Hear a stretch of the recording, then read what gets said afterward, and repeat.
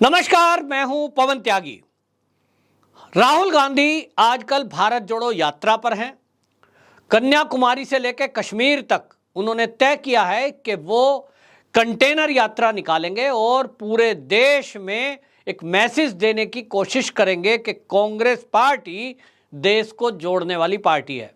हालांकि कांग्रेस के ऊपर शुरू से ही ये सवाल उठ रहे हैं कि वो कांग्रेस जिसने 1947 में देश के टुकड़े किए, जो 1971 में बांग्लादेश बनवाने के लिए दोषी है, जिसने देश के अंदर जाति और धर्म में लोगों को बांटकर राजनीति की और सत्ता में बैठी रही, वही कांग्रेस आज भारत को जोड़ने की बात कैसे कर रही है? वही कांग्रेस भारत को जोड़ने की बात आज कैसे कर रही है? सवाल यह भी उठे कि राहुल गांधी जिस भारत को जोड़ने की बात कर रहे हैं वो तो पहले से एक है। जोड़ना है तो पाकिस्तान को जोड़ो। ये फर्जीवाड़ा क्यों? क्या अपने अस्तित्व को बचाने की लड़ाई राहुल गांधी लड़ रहे हैं? लेकिन अब इस लड़ाई में राहुल गांधी के ऊपर एक एफआईआर हो गई है और ये एफआईआर हुई है कि राहुल गांधी ने अपने आप को हीरो दिखाने के लिए एक बाकायदा कांग्रेस ने गाने का इस्तेमाल किया जो केजीएफ मूवी का है, और उस केजीएफ मूवी में एक गाना गाया गया जिसके कॉपीराइट एक म्यूजिक कंपनी के पास है। बेंगलुरु बेस एक कंपनी है एमआरटी म्यूजिक। एमआरटी म्यूजिक के पास 20,000 से अधिक गानों का कॉपीराइट है क्योंकि उसने उसमें म्यूजिक दिया है। और यह बात कांग्रेस नहीं तो पूरा देश अच्छी तरह जानता है कि किसी का बनाया हुआ म्यूजिक यदि आप इस्तेमाल करते हैं तो कॉपीराइट एक्ट के तहत आपको उससे रिक्वेस्ट करनी पड़ेगी और एक पेमेंट पे करनी पड़ती है। बहुत सारे मीडिया हाउसेस, बहुत सारे लोग अपने राजनीतिक कैरियर में या व्यक्तिगत रूप से वो म्यूजिक का इस्तेमाल करते हैं, लेकिन उसके लिए कंपनी को पेमेंट देनी पड़ती है और परमिशन लेनी पड़ती है। लेकिन कांग्रेस ने राहुल गांधी को हीरो दिखाने के लिए अपना एक उन्होंने वीडियो बनाया और उस वीडियो में जो गाना है वो गाने के बोल हैं फलक तू गराज तू। यानी राहुल गांधी को एक ऐसा हीरो दिखा रहे हैं जो केजीएफ का हीरो है, बड़ा एक आदि मानव जैसा टाइप का। तो मैं पहले दिन से कह रहा हूं कि राहुल गांधी को कांग्रेस की तरफ से ये लॉन्च किया जा रहा है कि जैसे राहुल गांधी एक ऐसा व्यक्ति है जो मोदी से टक्कर ले सकता है, और इसके लिए राहुल गांधी को एक स्ट्रॉन्ग मैन, एक लोगों से जोड़ने वाला, यूथ भी जुड़ रहा है और वृद्ध भी जुड़ रहे हैं। कहीं वो नृत्य करते दिखाई दे रहे हैं, कहीं वो अपने आप को कोड़ा मारते दिखाई दे रहे हैं। ये बात अलग है कि राहुल गांधी का हर उस कार्यकलाप में मजाक उड़ रहा है, लेकिन अब तो हद हो गई क्योंकि राहुल गांधी पर फ्रॉड करके गाना चुराना, म्यूजिक चुराने का आरोप लगा है और इस एफआईआर में आरोपी नंबर 3 राहुल गांधी को बनाया गया है। आपको बता दें, बेंगलुरु बेस्ड जो कंपनी है एमआरटी म्यूजिक, उसने बाकायदा आईपीसी की धारा 403, 465, 120 बी साजिश और धारा 63 कॉपीराइट अधिनियम 1957 के तहत एफआईआर दर्ज करा दी है और उसमें बाकायदा ये लिखा है कि आपने बिना परमिशन के उनके गाने का इस्तेमाल किया, म्यूजिक का इस्तेमाल किया, जिसके कारण वो कंपनी एक फोर्जरी 420 और साजिश करने का आरोप लगा रही है। इस पर कांग्रेसी मौन है और इस पर कोई जवाब उनके पास है भी नहीं, क्योंकि ऐसा नहीं है कि इस देश के लोगों को, कम से कम कांग्रेस जो देश की सबसे पुरानी पार्टी है, उसको ये नहीं पता कि किसी का भी म्यूजिक अगर आप इस्तेमाल करते हैं तो उसका कॉपीराइट एक्ट है और उस एक्ट में बाकायदा लिखा होता भाई कि ये कॉपीराइट एक्ट के तहत रजिस्टर्ड है। लेकिन ये क्यों किया गया? असल में बात ये है कि कांग्रेसियों को समझ नहीं आ रहा, कांग्रेसियों को ये समझ नहीं आ रहा कि वो राहुल गांधी को कैसे हीरो बनाकर प्रोजेक्ट करें। 2024 का चुनाव लगभग सिर पे है, 2 साल बचे हैं, चुनाव आ रहा है तो मुकाबला है मोदी से। और मोदी जी के कंपैरिजन में अगर आप देखें तो देश के अंदर हाल फिलहाल में कोई ऐसा लीडर नहीं दिखाई देता जो मोदी जी का 50% भी हो। जी हां, 50% भी योग्यता वाला, व्यक्तित्व वाला, वक्तृत्व कला वाला ऐसा कोई राजनीतिक नेता दिखाई नहीं दे रहा। कुछ नेता ऐसे आए जिनको देख के लगा शायद ये कोई नया तरह का आदमी है, जिसमें आम आदमी पार्टी के केजरीवाल, लोगों को लगा ये आदमी एक आया, देखिए इसने भाजपा की विजय यात्रा रोक दी, पंजाब में सरकार बनाई, दिल्ली में बनाई, दिल्ली में दोबारा बनाई। लोगों को लग रहा है ये जो आ सकता है, क्योंकि ये जब बात करते हैं फ्री वाली कि फ्री बिजली, फ्री पानी, ये स्कीम तो चल गई।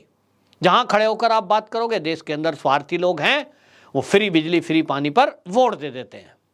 तो उनको लगा पढ़ा लिखा है, समझदार है, और देखिए इतना पढ़ा लिखा तो राजनीति में मेरे ख्याल से गिनती के लोग हैं।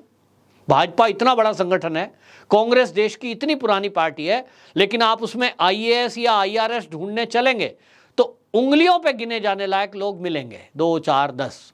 और ऐसे में केजरीवाल ऐसी पार्टी, तो लोगों को लगा। लेकिन जब सत्ता में ये खुलासे होने शुरू हुए, तो चाहे पंजाब हो या दिल्ली, पता लग रहा है कि भैया जितने टेंडर छोड़े गए, चाहे वो बस खरीद के थे उसमें घोटाला, स्कूल बनाने के लिए हुए उसमें घोटाला, शराब नीति बनाई उसमें भी घोटाला, वक्फ बोर्ड के लिए अमानतुल्ला खान थे, वो तय किए आम आदमी पार्टी ने, उसमें भी घोटाला।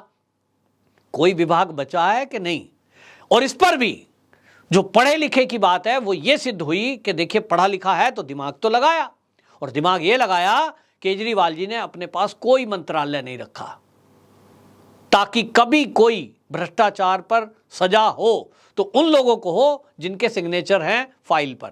और सिग्नेचर किनके होंगे? जिनके पास मंत्रालय है। केजरीवाल जी के पास मंत्रालय है नहीं। शुरू में ये आम आदमी पार्टी के जो नेता हैं, जो मंत्री बने, बड़े खुश हो रहे थे कि भाई कितना बड़ा आदमी है, कितना महान व्यक्तित्व है, कि ये देखिए कोई मंत्रालय नहीं ले रहे हैं, केवल मुख्यमंत्री हैं। लेकिन उनको पता नहीं था कि आपको बलि का बकरा बनाया जा रहा है। तो केजरीवाल जी का ये जो दिमाग काम कर रहा है राजनीति में, ये कहां से आया इनके दिमाग में आइडिया? तो आपको समझ आएगा कि ये उन्होंने सोनिया गांधी से सीखा है। कांग्रेस का ही आज का बदला हुआ मॉडिफाई रूप है आप पार्टी। क्योंकि आप सोनिया गांधी को याद करिए, जब इनकी यूपीए 1 यूपीए 2 सरकार बनी, दोनों टाइम में सोनिया गांधी कानूनी रूप से प्रधानमंत्री नहीं बन सकती थी। यह हमारे देश का संविधान है कि कोई भी विदेशी मूल का व्यक्ति भारत का प्रधानमंत्री नहीं बन सकता। ये बात अलग है, इनको पता नहीं था और ये शपथ लेने ही जा रही थी। लेकिन तत्काल सुब्रमण्यम स्वामी, जो आज बीजेपी के नेता हैं, वो बहुत माने जाने वकील हैं, कानून की जानकारी है, उन्होंने कहा राष्ट्रपति जी को कि भाई किसको शपथ दिला रहे हो, ये विदेशी मूल की महिला है, भारत में जन्मी हुई नहीं है, तो ऐसा व्यक्ति भारत का प्रधानमंत्री नहीं बन सकता, ये भारत का संविधान कहता है। आनन फानन में वो शपथ ग्रहण रुका तो एक आदमी ढूंढा गया, फटाक से किसको ढूंढो, तो मनमोहन सिंह जी को पीएम बना दिया गया। लेकिन आप ये सोच रहे होंगे कि राहुल गांधी भी तो बन सकता था, प्रियंका गांधी को भी तो बनाया जा सकता था। हालांकि उस समय उनकी उम्र थोड़ी थी, लेकिन इतनी भी थोड़ी नहीं थी कि वो 21 साल 18 साल ना हो। फिर क्यों नहीं बनाया गया? दिमाग यही था कि यदि ये गांधी परिवार में से कोई मंत्रालय होता, इनके पास कोई मंत्रालय,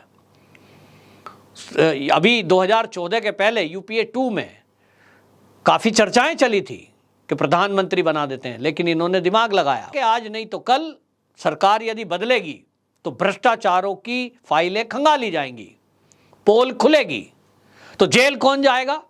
जिसके फाइल पे हस्ताक्षर होंगे।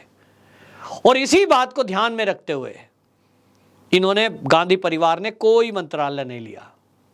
लेकिन जितने घपले घोटाले हुए, जितने भी लोगों ने घपले घोटाले कांग्रेस की सरकारों में किए, चाहे वो राज्य में है चाहे वो केंद्र में थे, क्या आप मानते हैं कि वो सोनिया गांधी जी, राहुल गांधी जी, प्रियंका गांधी जी की नॉलेज में नहीं होंगे?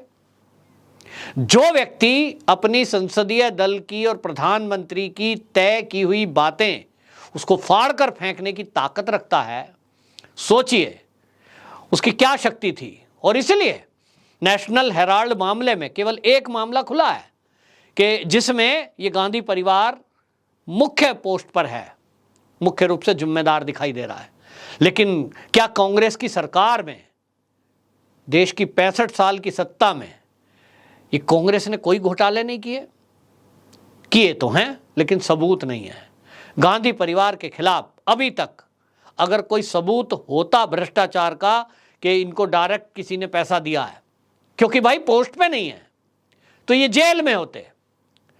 ये दिमाग जो है, ये दिमाग है कि भाई जिम्मेदार हैं जो मंत्री हैं वो रहेंगे। अब देखिए चिदम्बरम साहब हैं, गृह मंत्रालय उनके पास रहा, वित्त मंत्रालय उनके पास रहा, उनके टाइम में जो भगोड़े पैसा लेके भागे।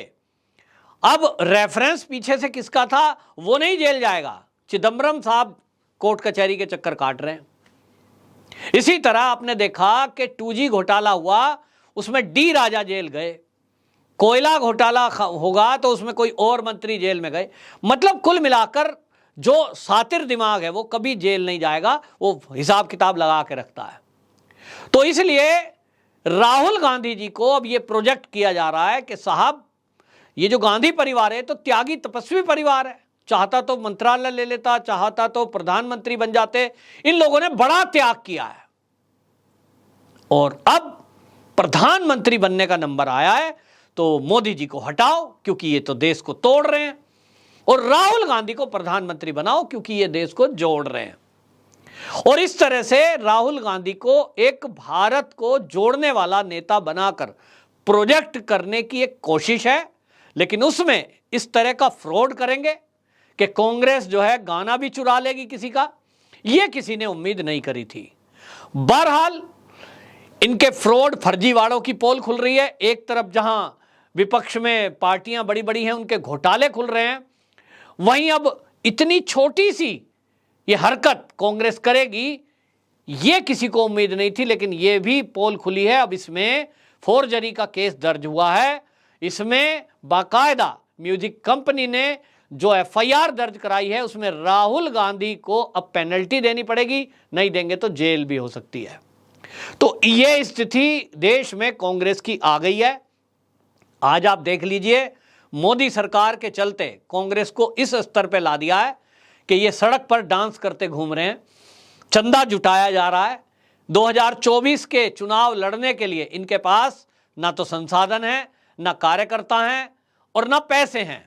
और राहुल गांधी जी इसी कवायद में लगे हैं कि इस यात्रा के जरिए कांग्रेस को वो दोबारा से जिंदा कर सकें जो पूरी तरह सफाया होने के कगार पर है। लोग पार्टी छोड़कर जा रहे हैं, नए हों या पुराने, वो इधर उधर जा रहे हैं, पार्टी में कोई नेतृत्व है नहीं। और इसीलिए मल्लिकार्जुन खड़गे जी को पार्टी का अध्यक्ष बनाकर ये निकले हैं यात्रा पर और बटोरने में लगे हैं लोगों को और संसाधनों को। देखना होगा राहुल गांधी इसमें क्या कमाल कर पाते हैं। और जहां तक ये गाना चुराने की बात है, इसमें भी अब क्या राहुल गांधी पैसे पे करके इस मामले को रफा दफा करेंगे या इसमें भी कोई और नई बात सामने आएगी, देखना होगा। वंदे मातरम।